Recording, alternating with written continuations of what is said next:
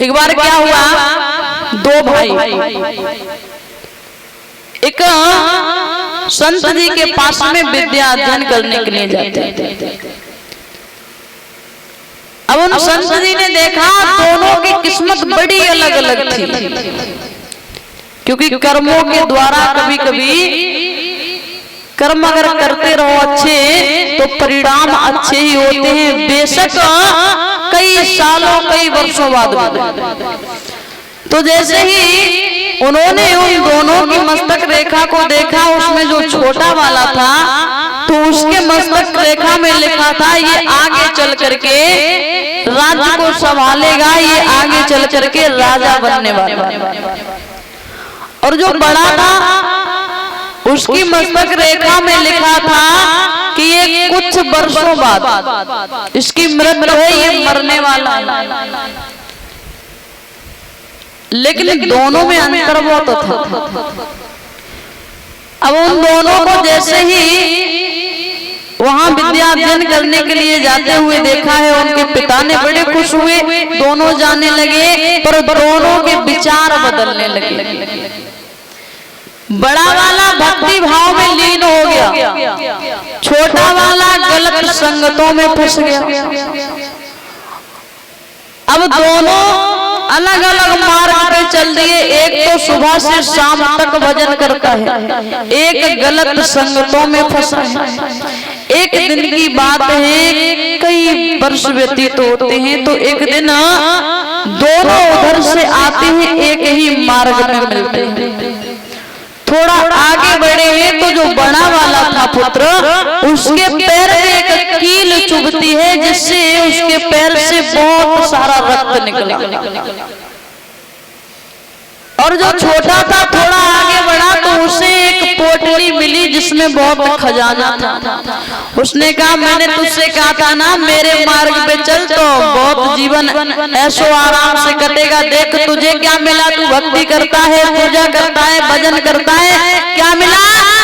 पैर में कील और चुभ गई, बिना मतलब की चोटें खा रहा है। और मुझे देख मैं अन्याय करता हूँ, दिन प्रतिदिन अत्याचार करता हूँ, कभी इसे प्रताड़ित करता, कभी उसे प्रताड़ित करता, लोग मुझसे डरते हैं, और देख आज मुझे ये खजाना मिला।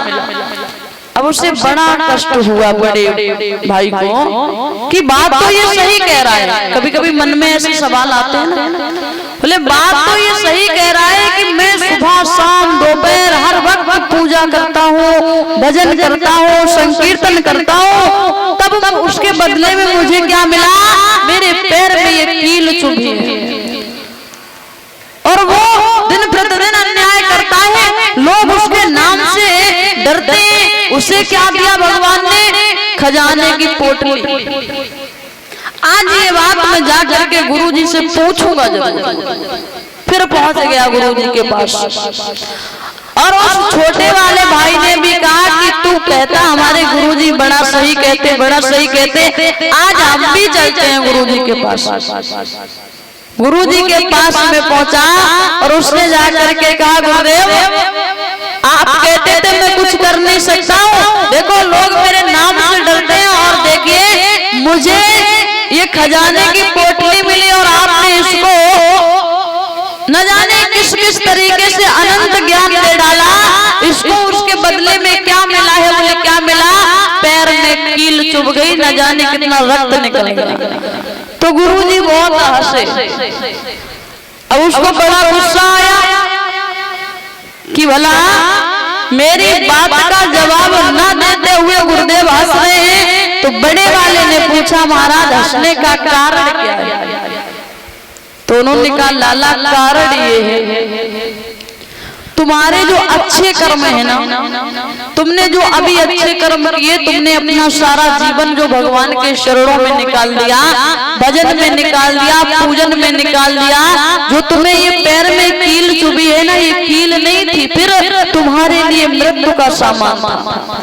आज तुम्हारी मृत्यु तय थी, निर्धारित थी, लेकिन तुम्हारे अच्छे कर्मों के द्वारा वो कील में ही प्रवाहित हो गई। उसी बस कारण जो तुम्हारा ये रक्त निकल गया है ना, अब तुम्हारे सारे पाप धुल गए। अब तुम अपने जीवन को अच्छे तरीके से व्यतीत कर सकते हो, तुम्हारी मृत्यु टल चुकी है।